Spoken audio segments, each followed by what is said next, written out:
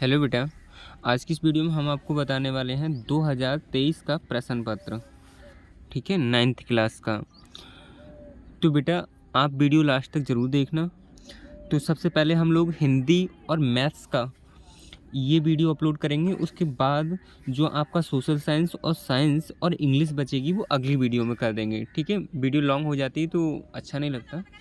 तो स्टार्ट करते हैं आज का वीडियो। तो बेटा सबसे पहला हमसे क्वेश्चन बोल रहा है, वीणा वादनी वर्दे पाठ में कवि किससे वर मांग रहा है। तो बेटा ये माँ सरस्वती से मांग रहा है। ठीक है, मतलब सरस्वती माँ से। तो हमारा ऑप्शन जो हुआ है वो सी हो जाएगा। ठीक है। अच्छा, जिस पर विश्वास ना किया जा सके, जिस पर विश्वास ना किया जा सके उसके लिए एक शब्द है, क्या? अविश्वसनीय। ठीक है, ये ऑप्शन सही हो जाएगा बी। आगे हम बात करते हैं, महत्व शब्द में प्रत्यय है। तो महत्व शब्द में जो प्रत्यय है वो ये है। तो ठीक है, इसे कैसे लिखेंगे, इसे मैं आपको दूसरे पेज पे बताता हूँ। रुको, मतलब इसकी संधि विच्छेद इस टाइप से होगी। ठीक है, तो जो मूल शब्द के बाद में लगा होता है उसे हम प्रत्यय बोलते हैं, और जो पहले लगा होता है, ठीक है, अगर मान लो किसी शब्द के बाद में लगा के ठीक है, जो शब्द नया शब्द बनाते हो उसे हम प्रत्यय कहते हैं। और किसी शब्द के पहले, मूल शब्द के पहले अगर कुछ लगा के बनाते हो तो वो हमारा उपसर्ग हो जाता है, और मूल शब्द के बाद में जो लगा के बनाते हो उसे हम प्रत्यय बोल देते हैं। ठीक है, तो प्रत्यय और उपसर्ग आप ज़रूर पढ़ लेना ढंग से बेटा। ठीक है, इनका वीडियो मैं भी आपको बता दूंगा, अभी मैं शॉर्ट में आपको बता दिया है। ठीक है, चलो तीसरा वाला क्वेश्चन हो गया। हमारा चौथे वाले की बात करते हैं। हमसे बोलता है कि कनक कनकते सौगुनी में कौन सा अलंकार है। तो बेटा इसमें यमक अलंकार है। कौन सा अलंकार है? यमक अलंकार है। तो इसका मतलब ये भी हुआ कि आपको अलंकार भी पढ़ना है बेटा, और प्रत्यय उपसर्ग भी पढ़ना है। बिल्कुल आसान है ये। ठीक है, और शब्दावली भी पढ़ना है। अच्छा, आगे हमसे बोल रहा है दुर्बल का विलोम शब्द होता है। तो दुर्बल का बेटा सबल होता है। दुर्बल का क्या होता है? सबल विलोम शब्द होता है। आगे क्वेश्चन में बोल रहा है हमसे कि हिंदी दिवस कब मनाया जाता है। तो हिंदी दिवस बेटा 14 सितंबर को मनाया जाता है। ठीक है। अच्छा, अपने पैरों के बल खड़ा होना मुहावरे का अर्थ है। तो बेटा अपने पैरों के बल खड़ा होने का मतलब ये है कि हम अपना जो भी है वो खुद कर रहे हैं, मतलब आत्मनिर्भर होना। ठीक है, तो हमारा जो ऑप्शन होगा वो सी सही हो जाएगा। ठीक है बेटा। अच्छा, माता पिता में कौन सा समास है। तो अभी सातवें वाले क्वेश्चन से समझे हम, तो मुहावरे भी आएंगे बेटा, तो मुहावरे भी पढ़ लेना। ठीक है। अच्छा, माता पिता में कौन सा समास है। तो बेटा द्वंद्व समास है। इसका मतलब आपको समास भी पढ़ लेना है। ठीक है, समास भी आसान होते हैं। ऐसे ही माता पिता हो गया। ठीक है, राम रावण हो गया। ठीक है, ऐसे राम रावण में भी द्वंद्व समास है। तो इस टाइप से आपको समास भी पढ़ लेना है। अब हम बात करें अंतर्राष्ट्रीय महिला दिवस कब मनाया जाता है। तो बेटा अंतर्राष्ट्रीय महिला दिवस आपका 8 मार्च को मनाया जाता है। ठीक है बेटा। आगे की बात कर लेते हैं हम, श्रीहीन का अर्थ होता है। तो बेटा श्रीहीन का जो अर्थ है वो आपको बताना है। आप कमेंट में ज़रूर बताना। इन चारों में से एक ऑप्शन सही है, वो आपको बताना है। ठीक है। अच्छा, अब हम बात करते हैं क्वेश्चन नंबर 11 की। तो क्वेश्चन नंबर 11 का पर्यायवाची शब्द है। तो बेटा मतलब गंगा का पर्यायवाची शब्द है। तो गंगा का जो पर्यायवाची शब्द है वो है आपका भागीरथी। ठीक है बेटा, डी ऑप्शन इसका सही है। अच्छा, आगे बात करते हैं पक्षी का पर्यायवाची।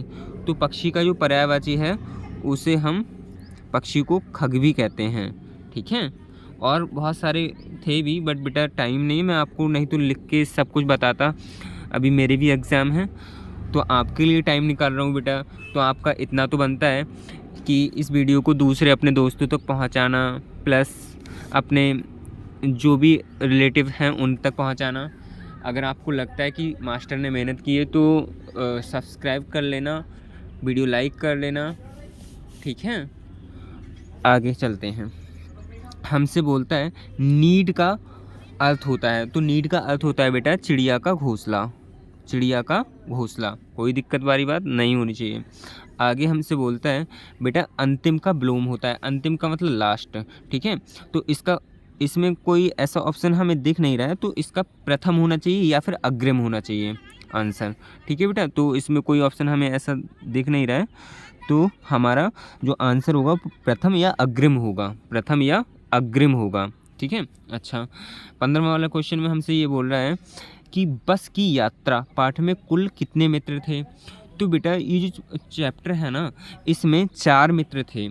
अब 4 मित्र थे, अब इसमें 4 तो ऑप्शन है नहीं, तो मैं इसके लिए कोई भी आपको आंसर नहीं दे रहा हूँ। बट मैंने जहाँ तक छानबीन की उसमें छानबीन की और जितना भी हो सके मैंने पढ़ा, तो उसमें 4 मित्र थे, ठीक है। 4 ऑप्शन नहीं दिया है, तो मैं इसको भी मार्क नहीं कर रहा हूँ। अगले बात कर रहे हैं, हमसे बोलता है आनंद मठ पुस्तक किसके द्वारा लिखी गई थी। तो बेटा ये बंकिम चंद्र के द्वारा लिखी गई थी, ठीक है। और ऊपर प्लस उक्त का मेल होगा, मतलब ऊपर प्लस उक्त, इसका जो संधि विच्छेद है इसे अगर हम कंप्रेस करके लिखेंगे तो इसका जो आंसर आएगा वो उपर्युक्त आएगा। क्या आएगा बेटा? उपर्युक्त आएगा, ठीक है। और हम आपको बता दें बेटा, अगर मान लो आपको किसी शब्द की संधि विच्छेद करनी है, तो उन दोनों जो आपने जिन शब्दों में तोड़ा है उन दोनों का कोई सिग्निफिकेंस अर्थ निकलता हो, तब तो वो संधि विच्छेद सही है, अदरवाइज़ सही नहीं है, ठीक है बेटा। तो ऐसे ही अब आप समझो कि अगर मान लो इन दोनों से मिला के भी ये बन रहा है, तो ये कोई शब्द होता नहीं है, ठीक है, और ना ही ये होता है, और उचित तो कोई चांस ही नहीं है, तो उपर्युक्त होता है, ठीक है बेटा। तो यही सही होगा। अच्छा, जो तेलुगु लिख रहे हैं, तेलुगु किस राज्य की भाषा है। तो बेटा ये आंध्र प्रदेश की है। कहाँ की?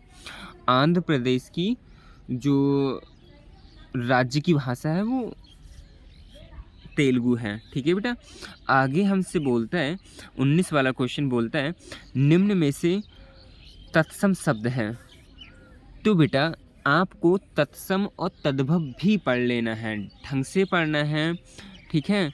तत्सम और तद्भव तो आप जब पढ़ लो तो मुझे ये 19 वाले क्वेश्चन का आप खुद बताना कि कौन सा इनमें तत्सम है, ठीक है। जो भी है आपको आंसर लिखना है, ठीक है।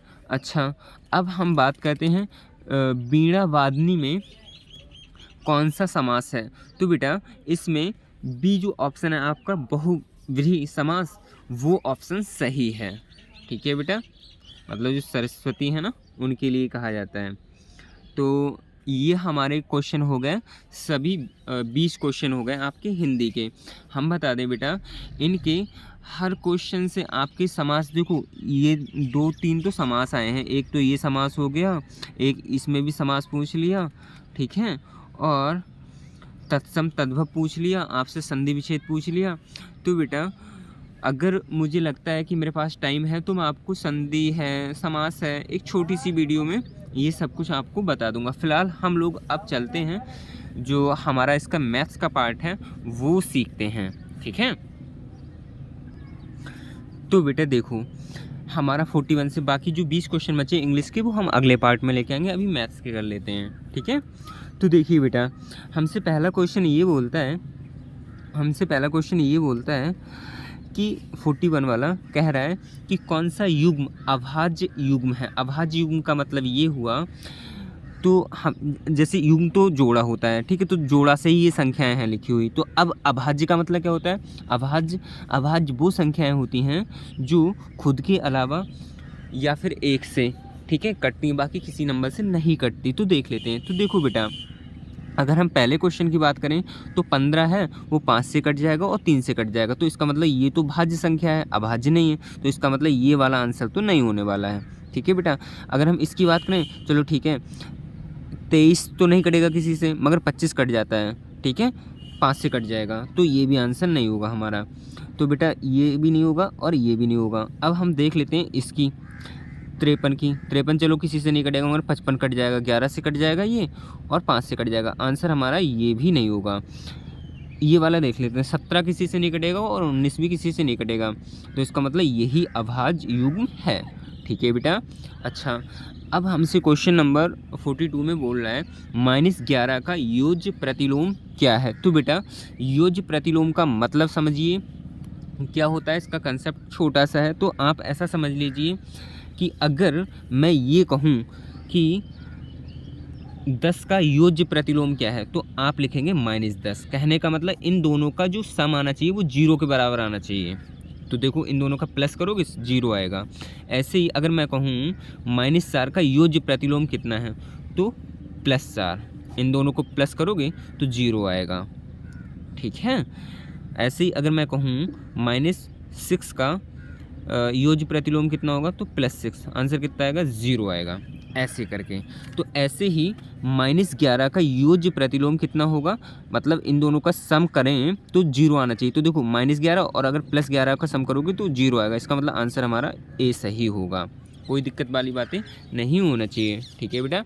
अगला वाला क्वेश्चन हम लोग करते हैं, सीखते हैं। हमसे ये बोल रहा है, 43 का जो वर्गमूल है, इसका वर्गमूल निकालना है, मतलब किसका, इसका।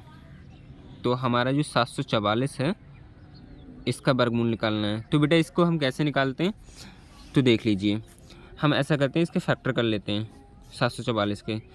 वैसे डायरेक्टली भी निकाल सकते हैं, फ़िलहाल मैं आपको सिंपल बता रहा हूँ। आप 2 से काटिए, ठीक है, 2 3 6, 1 बचा, हो गया 70, 2 8 16, 1 बचा 14 हो गया, 2 7 14, 2 दूनी 4, फिर 2 से काटिए, 2 एकम 2, 2 नेम 18, 2 3 6, 2 छंग 12, फिर 2 से काटो, 2 8 16, 2 नेम 18, 2 छंग 12, 2 8 16, फिर 2 से काटो, 2 चौक 8, 2 8 16, 2 चौक 8, फिर 2 से काटो, 2 दूनी 4, 2 चौक 8, 2 दूनी 4, फिर 2 से काटो, 2 एकम 2, 2 दूनी 4, 2 एकम 2, फिर 2 से अब 11 से काटो, 11 एकम 11 और 11 एकम 11, फिर 11 से काटो, ठीक है बेटा। इन सबको रूट में लिख लीजिए, 2 गुणा 2, 2 गुणा 2 गुणा 2 गुणा 2, ठीक है, 11 गुणा 11। अब बेटा हम क्या देख रहे हैं, इनका जोड़ा बन रहा है।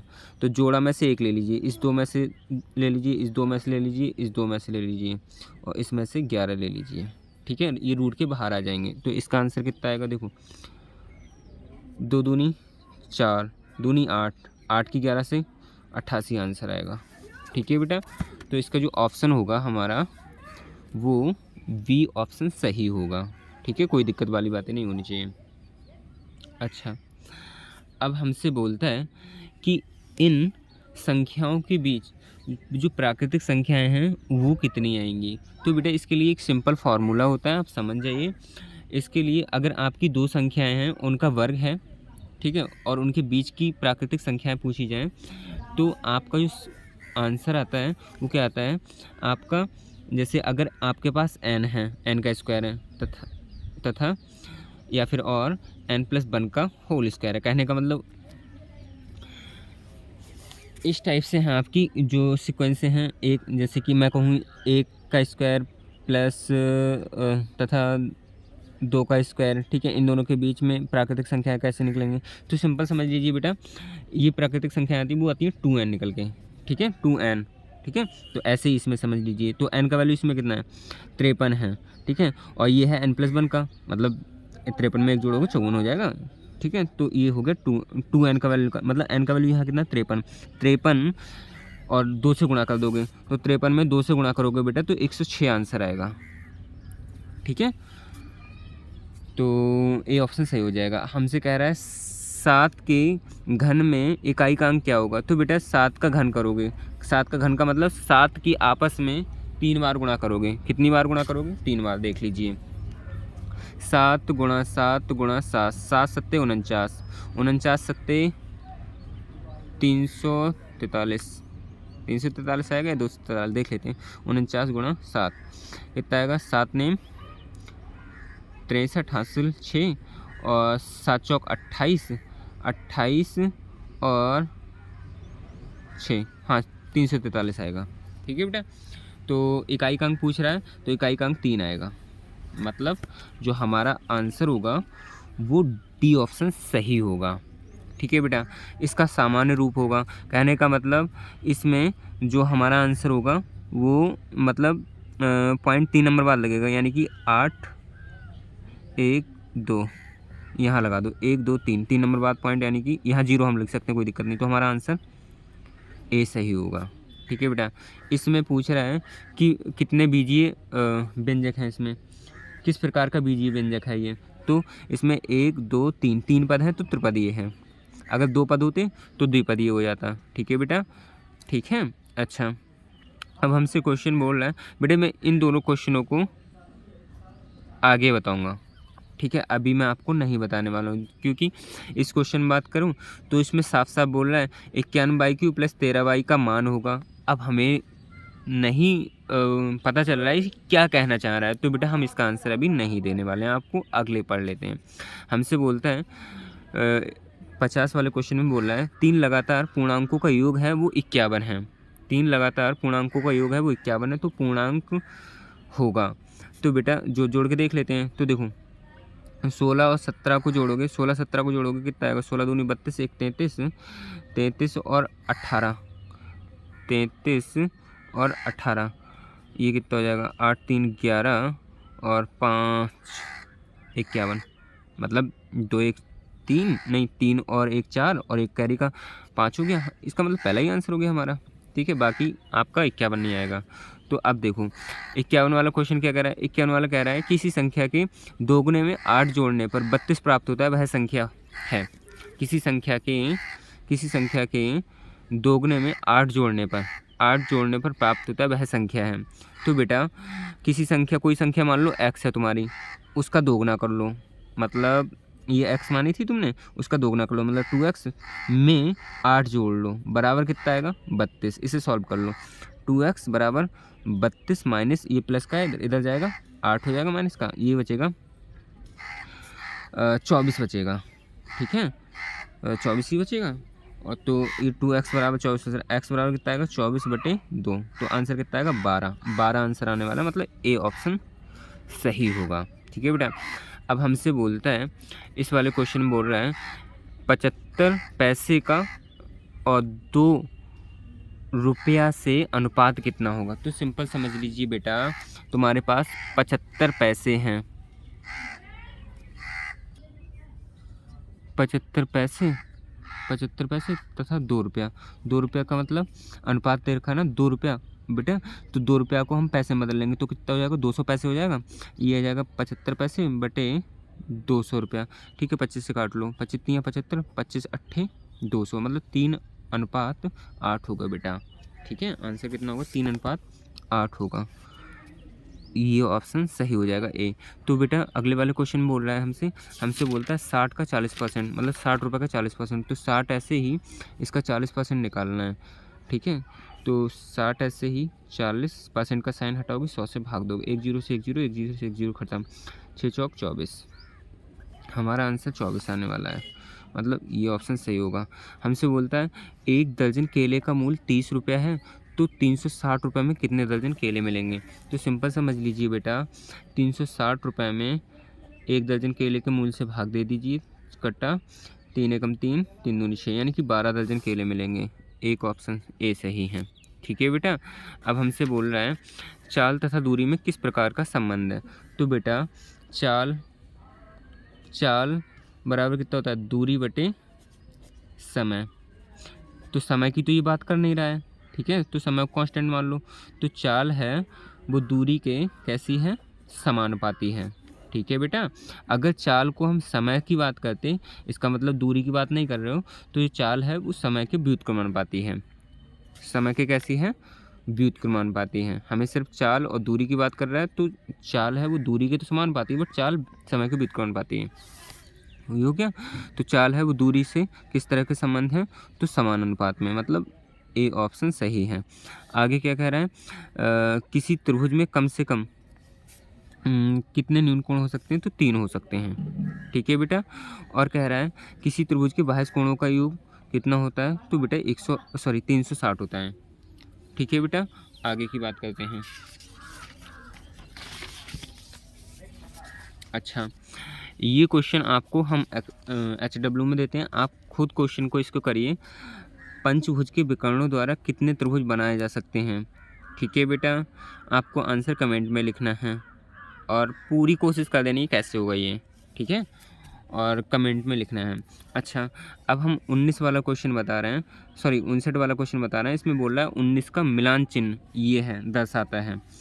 19 का मिलान चिन्ह जो भी है ये मतलब ये चिन्ह किसे दर्शाता है। तो बेटा ये मिलान चिन्ह वाले आपको क्वेश्चन वो बता दूं मैं आपको, 1 मिनट देखिए। तो ये मिलान चिन्ह वाले जो संख्याएं हैं ना, वो आप एक बार देख लीजिए, हमेशा के लिए हो जाएंगी। जैसे बेटा हम 1 को यहाँ ऐसे लिखते हैं, ठीक है, और 2 को 2 डंडा से, 3 को 3 डंडा से, 4 को 4 डंडा से, ठीक है, और 5 को हम 5 को कैसे लिखते हैं, 1 2 3 4 और फिर ऐसे करके एक चिन्ह खींच देते हैं। ठीक है, ये हो गया 5। ऐसे ही 6 को कितना हो जाएगा, 1 2 3 4, ये हो गया, और ये, ठीक है, ये 6 हो गया। ऐसे ही 7 को, इतना तो 5 हो गया और एक और जुड़ गया, 6 हो गया। ऐसे ही 7 को कैसे करेंगे, 1 2 3 4, ये हो गया 5 1 2, 7 हो गया। ऐसे ही 8 को कैसे करेंगे बेटा, 1 2 3 4, ये 5 1 2 3, ये हो गया 8। 9 को कैसे करेंगे, 9 को बेटा 1 2 3 4, मतलब 5 हो गया, 1 2 3 4, ठीक है। ऐसे ही 10 को कितना करेंगे, 1 2 3 4, 1 2 3 4, ये हो गया बेटा 10। इस टाइप से हम गिनती लिखते हैं, ये वाली मिलान वाली। ठीक है, तो आप अभी इसको देखिए। तो बेटा हमसे ये क्या दर्शाता है, तो देखो ध्यान से देखो, ये हमारे लिए कितना दर्शाता है, 5 दर्शाता है, और ये कितना दर्शाता है, 1 2 3 4, तो 5 और 4 कितना, 9, हमारा ये आंसर हो जाएगा। ठीक है। अच्छा, अब हमसे बोल रहा है बेलन के आयतन का सूत्र होता है। तो बेलन के आयतन का सूत्र कितना होता है जानते हैं आप, पढ़ा होगा, आपको कमेंट में लिखना है बेटा। ठीक है, तो बेटा ये हमारे 40 क्वेश्चन हो गए। ठीक है, और बेटा मैं आपसे इतना ही बोलूँगा, मैं आपके लिए निःशुल्क ये सेवा कर रहा हूँ, आपका इतना ही फ़र्ज़ बनता है अपने दोस्तों तक इस वीडियो को शेयर ज़रूर करना। ठीक है, और चैनल ज़रूर सब्सक्राइब करना और वीडियो दोस्तों तक ज़रूर भेजना। Thank you.